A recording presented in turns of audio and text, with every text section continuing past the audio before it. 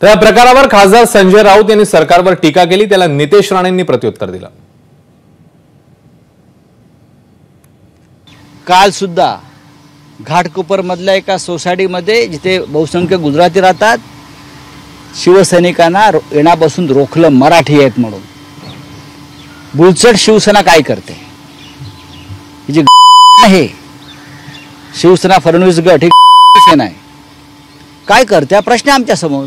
प्रश्न तो नाही, प्रश्न मराठी माणसाच्या विरुद्ध चाललेले षडयंत्र आणि कारस्थान आहे। पोलीस बंदोबस्तात पॅम्पलेट वाटावी लागतात मराठी उमेदवारांना। हे पहा, हे जी बुलचट सेना आहे ना फडणवीसांची, शिवसेनेची, त्यांना आव्हान आहे। आम्ही बघू काय करायचं ते। उद्धव ठाकरे यांच्या नेतृत्वाखालच्या शिवसेनेने आव्हान स्वीकारलेलं आहे।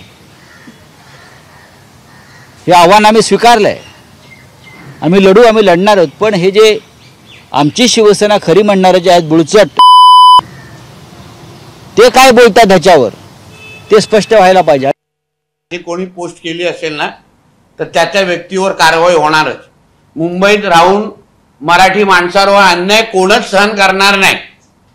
आणि यासाठी काय उभाटाला काय कोणीतरी कॉन्ट्रॅक्ट दिलेलं नाही। त्या लोकांनी आतापर्यंत मुंबईच्या मराठी माणसाला लुटलेलंच आहे। म्हणून मराठी माणसाला संरक्षण करण्यासाठी भारतीय जनता पक्ष आणि आमची शिवसेना ही तयार आहे, ताकद आहे, आमची ताकद आहे। म्हणून त्याची चिंता संजय राजाराम राऊत सारख्या तीनपाट माणसांनी करू नये। एबीपी माझा, उघडा डोळे बघा नीट।